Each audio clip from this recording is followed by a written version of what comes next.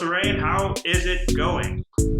Ani, it's really great. It's good to speak with you today. Fantastic.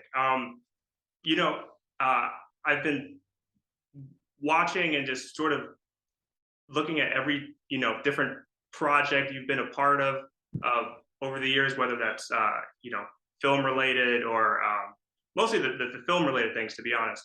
And those are sort of the things that struck a chord with me. And I just found that you are just an incredibly busy person with a whole lot of interests. And my question is, how do you sort of balance all of the various interests that you have? Yeah, awesome. It's kind of interesting because I think part of my sort of plethora of work that I'm interested in is a result of just never knowing what was going to be the route to stability, never knowing what was going to be the thing that, would allow me to be an artist, to express myself, but to also survive.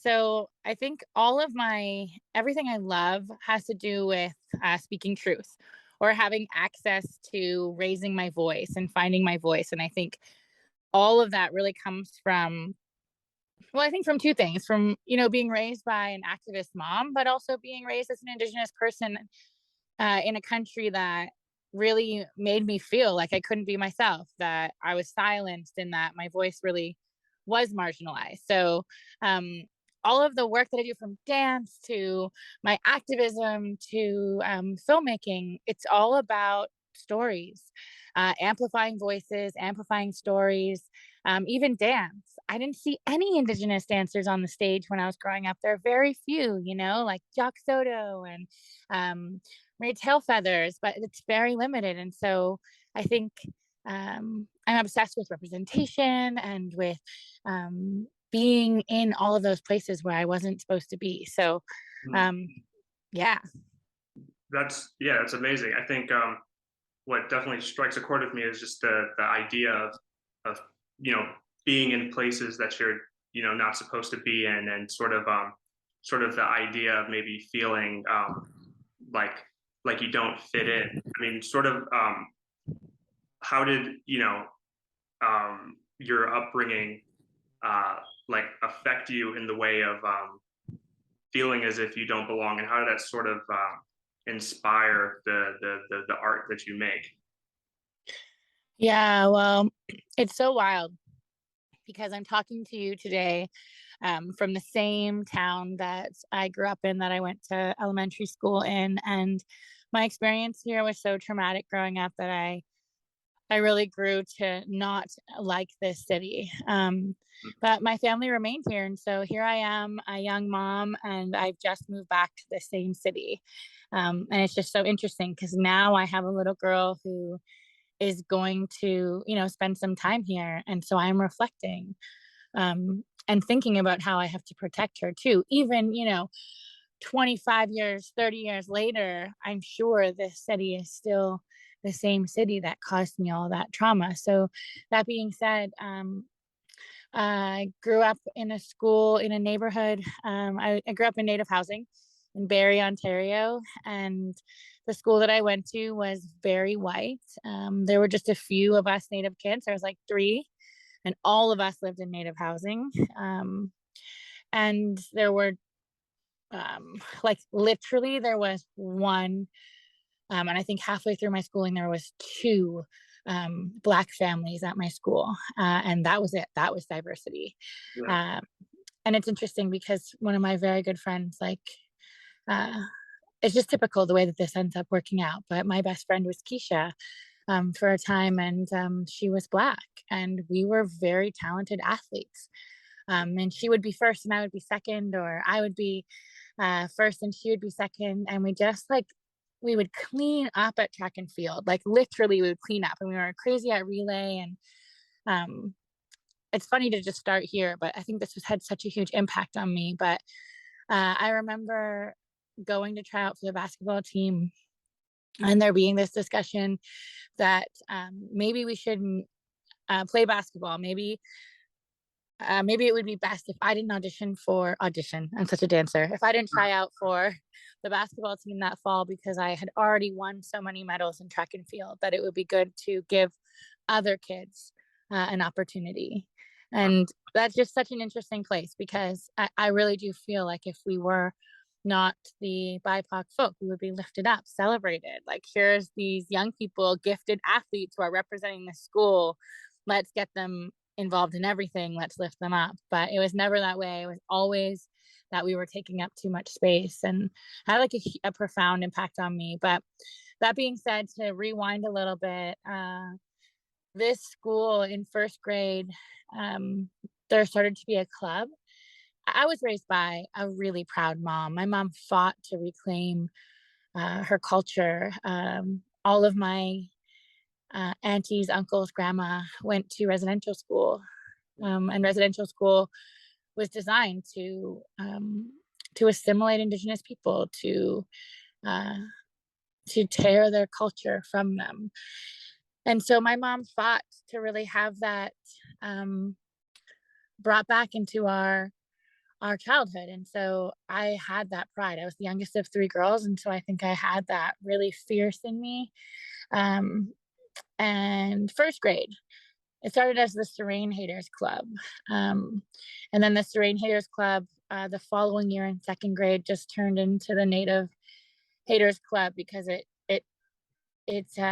sort of evolved into that, because my mom's response to this bullying at school was to bring in a bunch of elders to do circles to share.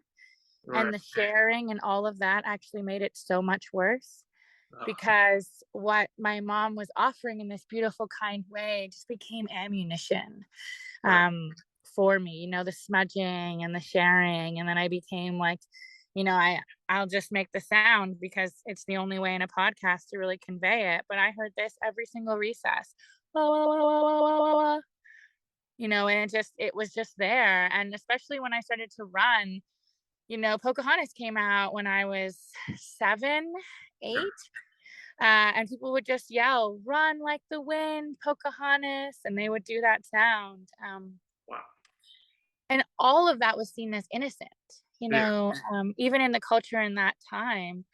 Um, it's interesting, I think, actually, because a lot of the racism that Indigenous people experience is sort of seated in such a way that it's always able to be seen as innocent, as not malicious or harmful, and it is actually. And the storytelling, like if you look at Pocahontas just as an example, it's not from our perspective. It's not accurate or truthful, and so even our stereotypes, they come from places and spaces that aren't even our truth. So all that to say, I always felt othered. I never felt safe. I never felt protected by the adults around me. You go to your teachers and you think they're going to get it. They never got it. So I always was sort of made to feel like the problem kid, especially because I had a mom who had my back. you Yeah. know and my mom at one point was banned from school property. She took it all the way to the school board. They said it was unethical. It wouldn't stand. But I think that actually this happens with a lot of BIPOC folks. We have these fierce parents who, when faced with this idea that they're supposed to be put down and punished for calling out injustice, they Yeah. have these fierce adults who say, "No, you're not with my kid." Yeah. So I was lucky to have that, but it definitely affected all of the ways that I learned to identify with community, the community around me, what I Yeah. saw as safe. Yeah. That's super interesting. I think I wonder, in your upbringing and sort of with your mom as a pretty vocal force, and you as a great communicator. I sort of compare it to myself, wherein that growing up I was um, I definitely did artistic things, and I didn't have a problem with those artistic things, and but I was definitely more so quiet, and I sort of yeah, I went to a school that was also very white, but I sort of sort of just like stayed in my place a little bit. Like I didn't really, have sort of the parents that would maybe come in and do a demonstration, and I wasn't really incredibly, just personality wise, if you weren't my like close friend or something, or even a small friend, then I probably would just try to stay away from you as not to cause any like difficulties. So I guess my question is like, do you think your ability to just sort of like be yourself at all times, do you think that like maybe affected you in a negative way growing up at all? Oh my gosh. Yes. I think that um I also have a mom who, she won't even be mad for me saying this, but I was raised by sort of, an activist. You could call her borderline hippie. Also a therapist. So uh, I look at all my school pictures and I get it. Like, I get it. I was the weird kid. I was allowed to go to school with face paint. My mom believes that one of your first forms of creative expression is the way you choose to dress yourself.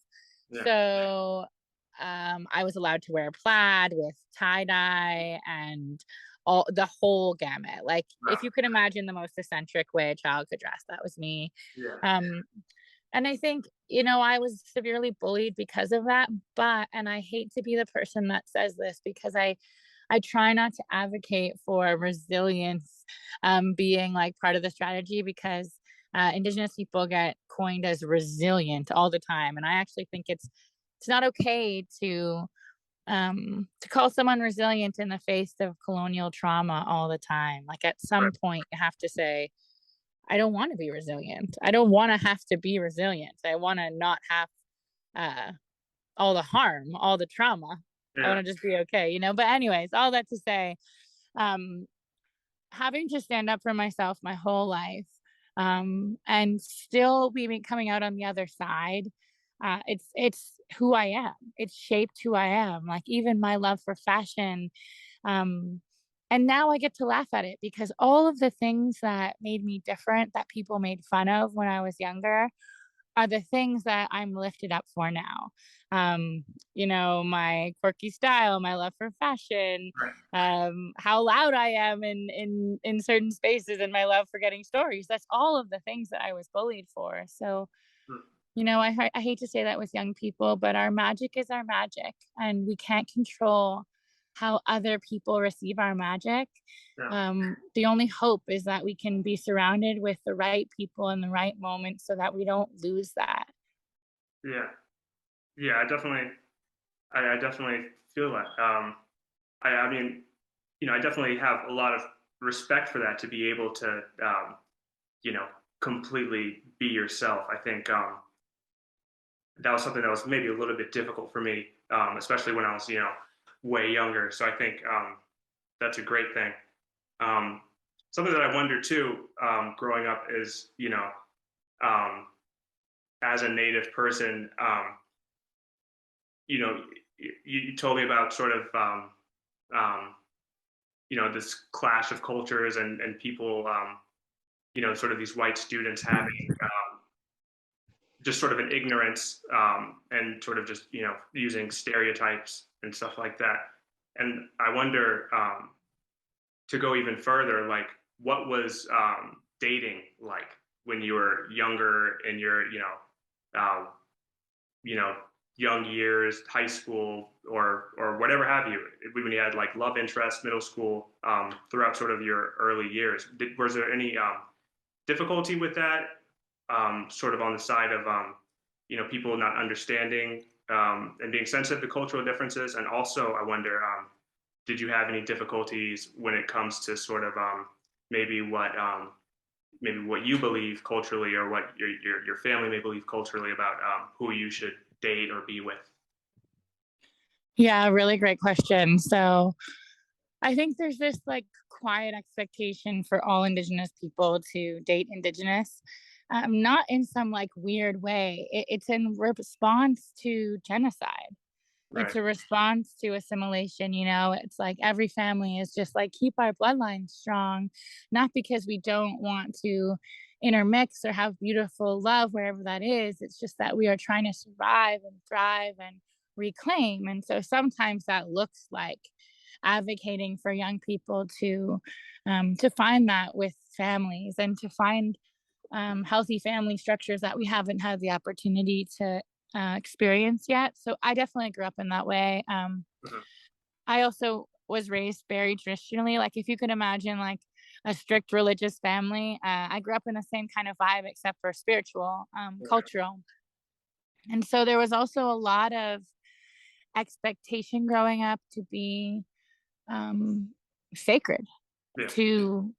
to consider my body, my spirit vessel as sacred. And I think just like any other teenager, young person, um, sort of exploring what that meant to me and how that would interplay with relationship and love and experimentation and all of those things. Like that was definitely difficult. And it was difficult to be in a city where there wasn't that many Indigenous people. Like I remember just going to powwows and like going to like cultural events where there were other young Native people ceremonies, Yeah. and that felt like the only places where I could like look or like be curious, but that's not what was available to me. So instead, I ended up in all kinds of ridiculous relationships that I was impossible for me to be myself, impossible for me to be valued and lifted up in the ways that I wanted to be, And so, uh, sorry, there seems to be a loud noise. Oh, no problem. I don't hear anything. You don't? Okay, great. Yeah. Yeah. So, um, you know, it was hard to be lifted up in the way that I wanted to be, in a way that my family wanted me to be, I think. Yeah. Um, and it's interesting as well because I grew up without any of the same kind of judgments about the body, about women, like my mom tried hard to keep me from that kind of patriarchal harm. Yeah. Um, and that's all I experienced, especially like I grew up sort of in like a country kind of town, and the attitude towards women is so different, and the attitudes towards brown women, um, brown and black bodies in general is harmful, and so I really had to fight against the idea of being someone's token, someone's thing. um, and yeah, I think that was really hard to navigate. And it's interesting now because now I'm in a relationship with an Indigenous person, and we have a family and a baby. And I hate to say it, but there is so much comfort, there is so much ease in not having to explain who I am, my trauma, my existence every day to someone. Like when I look him in the eyes, I know he sees me, and there's so much that's unsaid that he just knows, because it's about lived experience. Yeah. Yeah. um, yeah. Yeah. I totally get that. That sort of makes me wonder too, like, and this doesn't have to be like dating related, but sort of just growing up and being around a dominant like white Canadian population. I wonder, and maybe this even extends too to to anyone's experience, but I wonder your opinion of, do you think it's possible, for whether you're it's a friendship or it's a relationship, do you think um, you can get to that point with someone of a different culture to where you feel that same comfort with them, to where they sort of um, understand sort of the sensitive topics, and they can and you have that sort of a deep comfort with a friend or a relationship of a different culture? What is your opinion on that? Yeah, I think that relationship is a beautiful thing. And I do think that relationship can lead you to the kind of empathy that allows you to consider lived experience. Um, and then I think if you are in a relationship with someone from a different culture and you live with them, their experience, if you're out in public with them, experiencing um, how they get treated, how the world receives them, if you're a part of that, then I think that becomes your worldview. It affects your worldview. So Yeah. I think time and relationship can create really incredible bonds, and that safety can be there. But it's still different, it's an empathetic response to a lived experience. Yeah. Um, it's not seeing through the same eyes. And I don't know if one is better or higher or anything like that than the other. They are just different examinations. And the beautiful thing about human beings is that we love who we love, and we make things work where we need to, and wonderful things can blossom out of that. We know that, but I think we still need to be able to talk about the truth of that, and how that is different, and how it is dissected differently, even though it is just as relevant and part of the equation, especially as we look towards our more collaborative futures with everyone. Yeah, yeah. You speak about like lived experience, and that sort of guides me to asking about sort of with your um, I guess it's a question about your identity, and sort of wondering um, who do you feel as if you share that lived experience with, whether it's and how far does that sort of pervade itself? Does it does that sort of shared feeling of lived experience extend to people outside of maybe the tribe or group that you grew up in, or even Native Americans? Does it extend to, you said you had a Black friend growing up? Does that sort of shared like closeness and feeling of lived experience extend to her, maybe because she maybe comes from maybe similar a marginalized background? How far does that sort of that shared feeling extend to you? Yeah, it's interesting. I think we have a saying, Nietzsche's. Nietzsche's means like, all of your friends and relatives. But I think for me, my lived experience is most common with my own people, with the Anishinaabe people. Although there is this like common ground that exists amongst all Indigenous people, and I think Indigenous people from around the world. And then I would say outside of that, the common ground that exists within all BIPOC folks is this common thread of being marginalized, of experiencing colonization, genocide, um, the threat of violence, the threat um, of harm just based on the color of your skin or who you are. So I think that lived experience is not the same amongst all people, but the common ground, the place, that spark, where you can sort of tap in and dive deeper together. I Yeah, think that in the BIPOC population. nice. Yeah. Yeah, I totally feel that, because I don't know. I think um, in terms of that sort of shared BIPOC feeling of marginalization, I sort of think of like a lot of the stories that um, I've read about, that have recently been in the news about, Native Canadians, and a lot of stories that have come out within the last 2 years about, the residential schools, and, a lot of things that you talked about in your documentary uh, in Indy. Um, and it sort of makes me like wonder about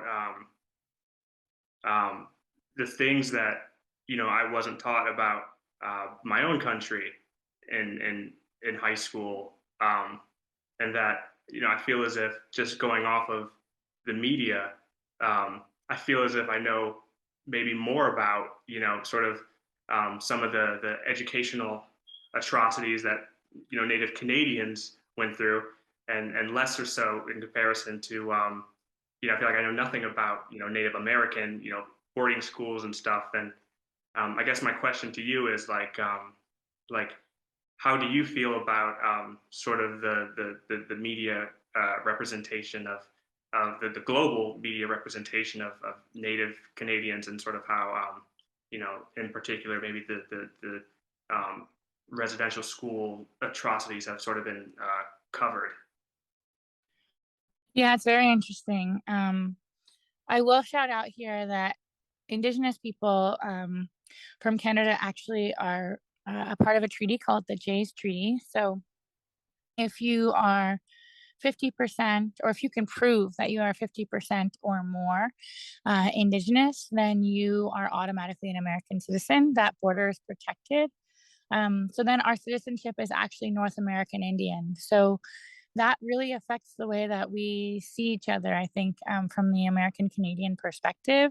Yeah. That being said, that same treaty is not honored for Americans who wish to live and work in Canada. So it's very interesting. The Canadian government does not honor the treaty. Yeah. Their excuse is that they weren't a country yet when that treaty existed. So they found a loophole, which is ridiculous. But the Americans still honor it. And it's interesting because outside of the media, the States actually has, some pretty significant legislation that protects tribes that we don't have in Canada, yet we seem to be a lot more visible out here. You're right. But the atrocities were almost the exact same. The boarding schools existed in both places. Yeah. The differences really were the denominations that ran them. A lot of Spaniards throughout the South, a lot of Spanish interactions, and they say that the Spanish schools were some of the most brutal. And then, throughout the top of the states where you're close to Canada, it was all the same entities that were colonizing kids and taking land. It was always about a land grab. And whether it was the US or Canada, for a long time, it was the railway and clearing the space for the railway. So in terms of the media, I think that a really great analogy is to look at what happened with the US election last time. Right. Indigenous people are not even part of the discussion. We're not even a part of the vote. So I don't know if you know this, but when they broke the population down to what demographics were voting, Indigenous people, this is our land, our country, all those things. In the States, Indigenous people were labeled as something else. So you had Asian, Latina, Black, white, and something else. Oh, wow. So we weren't even labeled. Yeah. And I think that's a perfect analogy for the whole scenario. If you look back as far as Iron Eyes Cody was a Sicilian actor who was arguably one of the most famous quote unquote Indian actors in the 60s and 70s. And he's famous for Keep America Beautiful PSA. And it's this commercial where there's an Indian and he's rowing a canoe underneath the Golden Gate Bridge in San Francisco. Uh-huh. And you see his face and it's a close up. And he speaks in the most stereotypical Indian voice you could imagine. And he says, "When you litter, somewhere an Indian cries." And then it pans into a very close-up shot on the tear, and you see that tear rolling down his face. So, ironic even as it is, but when you find out that that's an Italian Sicilian actor, Yeah. Yeah. the irony is just, it's something else. No pun intended. So I just think that there's always been this idea that Indigenous people were not capable of telling our own stories, of speaking for ourselves, of playing ourselves in our own roles. And Yeah. I actually think we're in a renaissance right now where that is changing. And we're in a moment right now that we've never actually encountered before. Yeah. I definitely agree. Can you speak more to that? Like, are you more so talking about representation in film or music, or where do you think sort of that renaissance is taking most place? Oh my gosh, it's existing everywhere. I think social media plays a huge role, but we have Quanah Rose, an Indigenous supermodel showing up at the Met Gala 2 years in a row, with eagle feathers in her hair and beadwork. We have Reservation Dogs, which is in its second season. There's never been a show like this. This is all Indigenous writers, all Indigenous producers, all Indigenous styling and wardrobe and craft services. And Yeah. like you name it, there's Indigenous hands on it. And Yeah. when you watch that show, for an Indigenous person, it's incredible because it's like seeing yourself in real life, like seeing your cousins on TV. Um, Right. and we're always portrayed as such serious people. And we are like, we're serious, we're stoic, but we're funny. Yeah. We are so funny. And I think what it is about reservation dogs in particular is that it lifts up our own brand of humor, and the world has never really seen us. The Right. world's never really had the opportunity to see us. Right.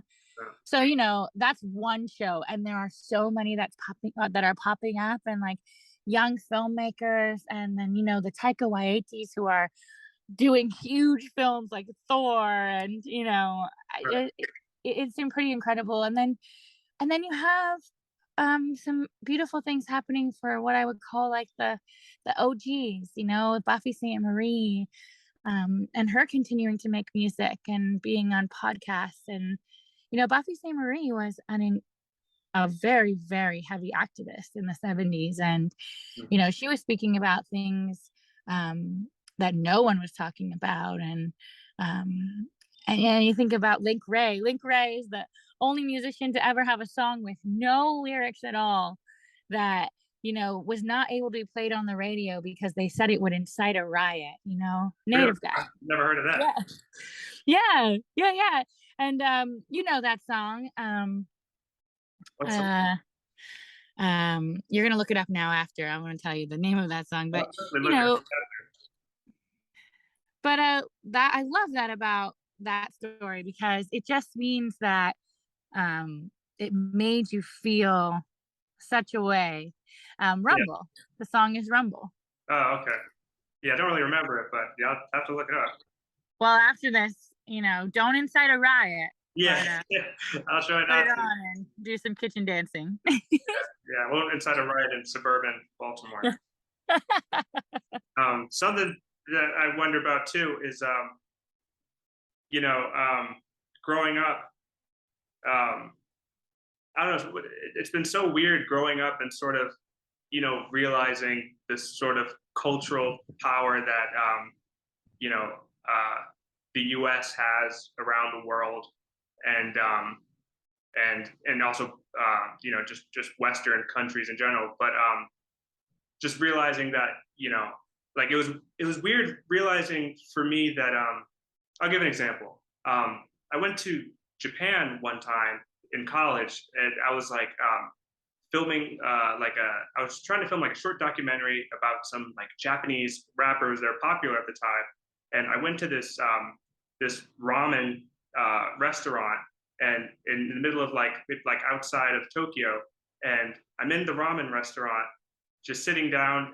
This is Japan, and I hear Jumpman by Drake and Future playing on the speakers, and that was very like shocking for me that like American cultural product like pervades that far.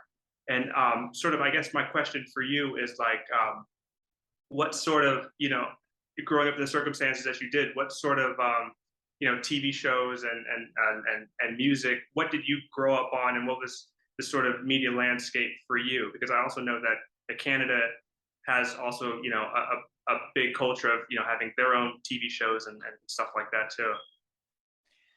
Yeah, we have our own shows, but they're nothing like American shows. Like American culture is like so permeated into Canada. I used to remember dreaming, like wishing I could have like a semi-formal at prom. Like we just don't have those All right. those big dances in Mhm. the. I No problem. remember, because I grew up in dance, I always go to the States to do summer school and that kind of thing. And even the way they talk about school with your senior year and freshman and all of that, we just have ninth grade. But anyways, it's interesting because it's become famous now because of Drake. But Yeah. um, you know, uh, all of those kinds of shows. Oh my gosh, I'm having one of those mom moments. I'm like, why don't I know the show that I'm like literally watching in my mind right now? Yeah. Hold on. Anyways, I think that for me, it's interesting because there's never actually been an Indigenous version of this, But Fresh Prince was like such a huge part of my existence, and Yeah. Full House, like all these kind of like family shows. Degrassi, sorry, that's what I was trying to say earlier. Oh, Um, yeah, Degrassi was such a huge part of my existence, but also like I was obsessed with movies. So like Fame was such a huge movie for me, and it like Fame was sort of the movie that I was in love with. I'm the youngest of three girls, so it sort of passed on to me. I always wanted to go to an art school just like that. Like yeah. that was sort of how my life was going to go. But growing up, the movies that existed like that in that space were like Bring It On and Center Stage and Save the Last Dance. And Yeah. so, anyways, those were all the cultures pieces. But because my sisters were older, Yeah. um, I watched a lot of like the only content that was like brown people, like not Full House, was like Fat Albert and, and Fresh Prince. And that always felt more like, well, maybe not Fresh Prince because I didn't know anyone who had money like that, but Yeah. the comedy, the family dynamics always felt more like me, and what I knew. But back home in Canada, there was Moccasin Flats, that was like really huge, and Smoke Signals was the first time that I ever saw Indigenous people in the mainstream in a movie format. And so, if you haven't seen Smoke Signals, you got to watch it. It's Okay. like it's the epitome of Indigenous American culture. Okay. Yeah. Yeah. Check that So, out. Yeah, that sounds super interesting. Man, yeah, Fresh Prince was definitely a huge show. I wonder, like, sometimes about how watching shows like that affects, like, how we as people interact with each other. Like, I wonder, if not Fresh Prince in particular, but maybe just American cultural product, maybe like um, being exported abroad. I wonder if it exposes people in, for example, the Philippines, or people in just various countries to like American thinking in a way that might be bad. Like it oh, maybe exposes people to sort of thinking of themselves as black, thinking of themselves as white, whereas maybe in these various random countries, maybe they perhaps didn't have that sort of maybe American thinking or something. oh my gosh, absolutely. I mean, you see it every summer. Like I lived in New York City for almost 6 years, and Okay. being at Times Square in the summer is like kind of an alarming thing because you see all these kids from all these countries come and they're emulating, sometimes parts of culture that don't belong to them, and they have no context for, and they're only seeing like one other person's story's version of. It's the same thing like Halloween for every Indigenous person, and I'm sure other cultures, but for me, I can only speak to my own experiences, which is like I know every single music festival I go to, every Halloween, every Thanksgiving, like I just know at some point I'm going to be severely offended. And so I almost have to like put my guard up from like, Yeah. and now with consumerism, it's like the middle of August is when the headdresses start showing up in stores. So it's like Right. there's a 6 month season, end to end, whether it's like from the beginning of summer all the way until Halloween is over, or perhaps well, until Thanksgiving is over, where I'm like, oh my gosh, Yeah. are we done with that racist rhetoric that it's okay to dress up like whoever we want and to steal people's culture? And Yeah. so yeah, I think absolutely. And I think even it happens with BIPOC folks, like even with me, I think I can definitely say that because I didn't have access to any Indigenous mainstream culture, I didn't emulate white society. It felt safer to be interested in like in hip hop and in civil rights movements and activism and Yeah. and Black Panthers, and that always felt more like something that was open to me than sort of the other side, which felt oppressive. And I think it's a really interesting thing because you'll see that on almost all the reservations in the U.S. and Canada, is that there is a real um, safety or emulation, or I don't even know the words, but Right. um, I totally get it. I think sometimes as like my everyone on my mother's side is Jamaican, and I primarily grew up with her, and is in that sort of like deep Jamaican culture, even carrying that culture to America. And growing up, sometimes I would feel like um, with like American culture being so big, and growing up in America, that you could only sort of you sort of had to pick a side. Um, Yeah. there was no sort of like one dominant way of being American. You sort of had to pick whether you would, spend your time within sort of Black culture, whether you spend your time within sort of, this white culture. So maybe if you're, you know, Italian or something, you're an Italian immigrant in New Jersey or something, you may feel, pulled in one direction towards hip hop, or you may feel pulled in one direction towards, whiteness. But sometimes it feels as if you have to choose. So I don't know if maybe that's sort of what you're speaking about with sort of Yeah. indigenous communities. Yeah, I think so. You might have hit the nail on the with the hammer. It's like, we can't be white. We were told all of this time that we can't be white and we can't be indigenous. So we have to align somewhere. Right. Um, But I think that's also problematic, you know? There's some that it's hugely problematic. yeah, yeah. In a lot of ways, I wonder what's sort of your take on like um, you know assimilation, and like, do you think it's a process um, that is inevitable, and um, how do you think what do you think the government's role should be in the assimilation of immigrants or different cultural groups? Like, what is your opinion? Yeah, well, I think from a Canadian perspective, my opinion is pretty radical, and I used to feel like there was no point in keeping this kind of hope alive.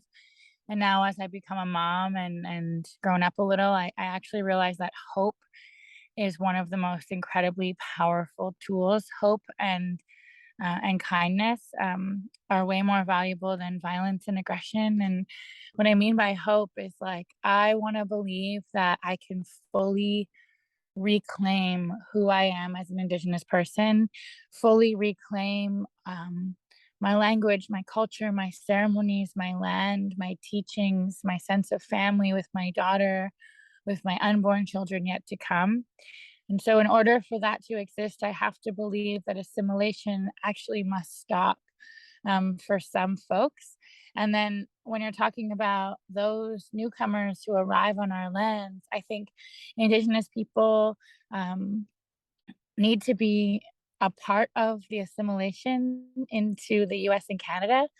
Our stories, our truth, our history need to be a part of what people learn about those countries. Right. And then the same thing is like you have to learn the history, all of it, the truth. You know, I think even Black history needs to be rewritten into our textbooks as truth, from a Black perspective, from the perspective of truth. Um, and we're starting to see it a little bit, but we glorify slavery, we glorify oppression, we glorify assimilation, and I want to believe that that can stop and that we can reclaim the assimilation process and create spaces where we can really fully exist as one another in safety without having to be one another. Yeah, yeah.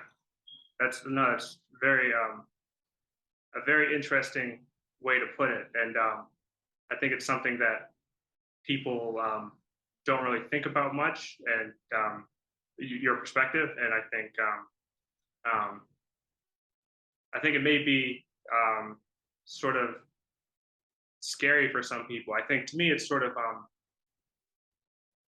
think it just yeah, your perspective is a little different, and I think because I think from the American perspective, and maybe my own, I think of you know American history, and history in the South, of sort of like um, blacks, and blacks maybe trying to live on their own, but then getting violence in their communities because of it, because they're maybe doing their thing or something. and maybe, and sort of I guess sort of the Martin Luther King idea of it is to that assimilation sort of ends all of those those fears and issues once sort of everyone is the same or something. But that is something that I sort of think about, and I think you do have a very interesting perspective on it. We're not the same. We're not the same. Like, our blood may run the same, but our blood memory is different. And so if our blood memory is different, we're not the same. Yeah, And sameness shouldn't create oneness. Equality is not everyone's the same. Equality is everyone has the right to exist, however that is, and yeah, I actually think it becomes really, really complicated, because if you really stand by that, it means sometimes being willing to stand next to somebody who you would never stand next to under any other circumstance. And then people might ask you, how do you feel about, the far right, or the extremism in the other direction? And the yeah, answer is that safety must be key. So equality is where everybody is allowed to exist. So if any one piece of that existence is threatened, then that can't be equal. And so, as long as racism, as long as discrimination, as long as othering exists, there can be no such thing as equality. And I think, Martin Luther King was an incredible thought leader, an activist. And I've actually also thought about this a lot too. And it's my mom who continues to inspire me to believe that it's like we cannot have a goal of being all the same. That's the same concept as a global citizen. And I don't believe that global citizenship is a healthy concept either. yeah, Global citizen means that you have the right to just like show up on anyone's land, and then you can say, you're not threatening because you're not colonizing, or you don't belong anywhere. But from all of those people's perspectives, from the land that you're on and those caretakers of the land, it does matter where you're from. I think it matters, your history, your legacy, those who fought for you, all of that matters. And I think once we get in the conversation of sameness, of global citizenship, we are refusing to acknowledge our history. yeah. That's really interesting.